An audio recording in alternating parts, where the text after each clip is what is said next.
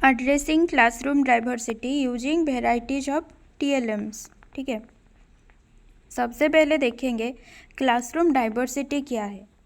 Diversity in the classroom refers to differences in social identities. ठीक है, जो बच्चों के सोशल आइडेंटिटीज होते हैं जिन्हें लेकर बच्चे जो है समाज में प्रवेश करते हैं, एक क्लासरूम में प्रवेश करते हैं, उन सब में जो डिफरेंसेस देखने को मिलता है उससे कहा जाता है कि डाइवर्सिटी इन द क्लासरूम। ठीक है, यानी कि बच्चों के बीच में जो जो अंतर वगैरह होते हैं, ठीक है, कोई किसी अलग अलग जगहों से आते हैं बच्चे, अलग अलग परिवार के लोग अलग अलग होते हैं, बच्चों के सोच अलग अलग होते हैं, है ना। कोई किसी की आर्थिक स्थिति अच्छी होती है तो किसी की नहीं अच्छी होती है।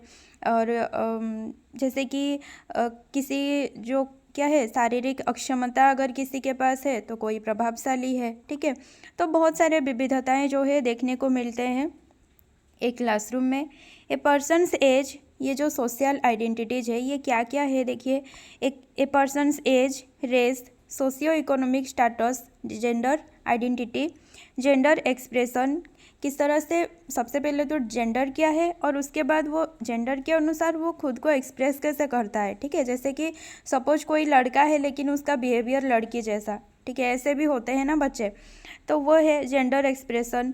सेक्सुअल ओरिएंटेशन, डिजाबिलिटी, क्या क्या डिजाबिलिटीज भी होती हैं कि एक बच्चे के पास है तो दूसरे में नहीं है।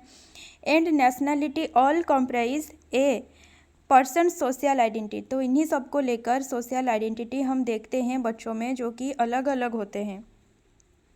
तो इस तरीके से जब एक क्लासरूम में 50 अलग अलग बच्चे हैं तो उनके साथ डील कैसे करना है, क्योंकि टीचर जो है एक होगा वहाँ पर। ठीक है, बच्चे 50 अगर हैं तो वो 50 प्रकार के होंगे, कहीं ना कहीं वो एक दूसरे से अलग होते हैं, तो उन्हें एक ही टीचर कैसे संभालेगा, उनके साथ डील कैसे करेगा। तो डील करने के लिए भी कुछ यहाँ पर दिए गए हैं सिलेबस में, जैसे कि TLM कैसे यूज करके उनके साथ डील करना है, या फिर बच्चों का जो ज्ञान है, पूर्व ज्ञान है, उसको यूज करके कैसे डील करना है। ठीक है, तो आज हम पढ़ेंगे कि TLM यूज करके कैसे हम बच्चों को जो है डील करेंगे, जो विभिन्नताएँ हैं उनकी, उनके साथ कैसे डील करेंगे।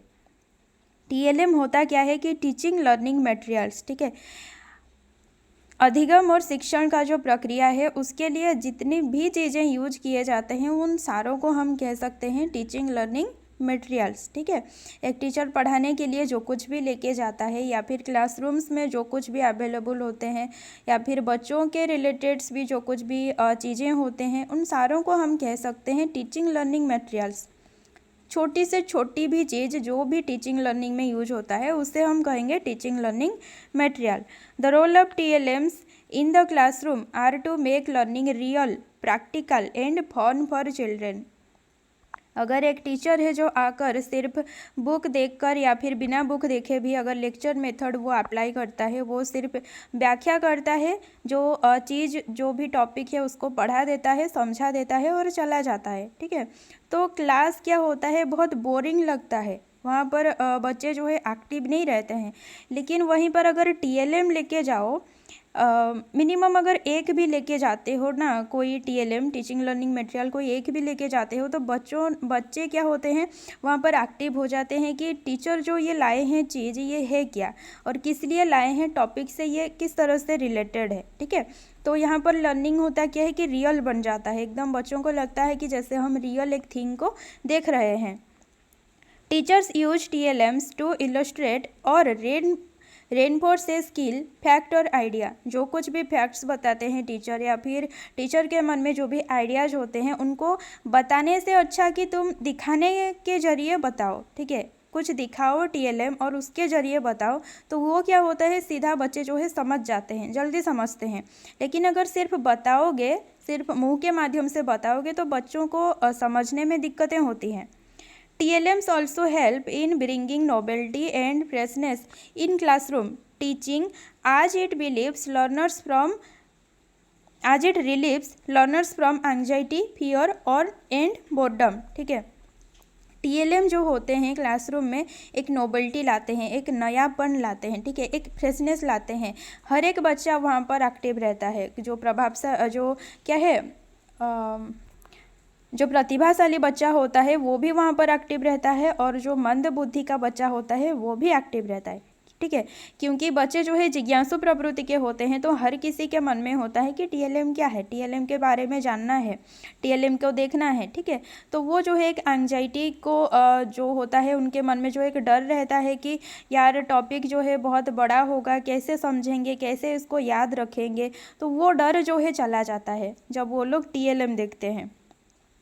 अब अगर टाइप्स के बारे में देखेंगे कि कितने प्रकार के टीएलएम होते हैं, तो बेसिकली 3 प्रकार के ही होते हैं। एक ऑडियो वाला होता है, और एक विजुअल होता है, और एक होता है ऑडियो विजुअल। ठीक है, लेकिन यहाँ पर कुछ और भी मैं ऐड की हूँ, जैसे कि ट्रेडिशनल बोल सकते हैं। ट्रेडिशनल टीएलएम क्या होते हैं कि black board, journal and periodicals और टेबल्स। ठीक है, ये ट्रेडिशनल वे हैं जो प्राचीन काल से ही चले आ रहे हैं। उसके बाद ऑडियो अगर देखेंगे, ऑडियो टीएलएम क्या क्या हैं, तो रेडियो, टेप रिकॉर्डर, ग्रामोफोन, इन सबको याद रखिएगा, स्क्रीनशॉट ले लीजिए।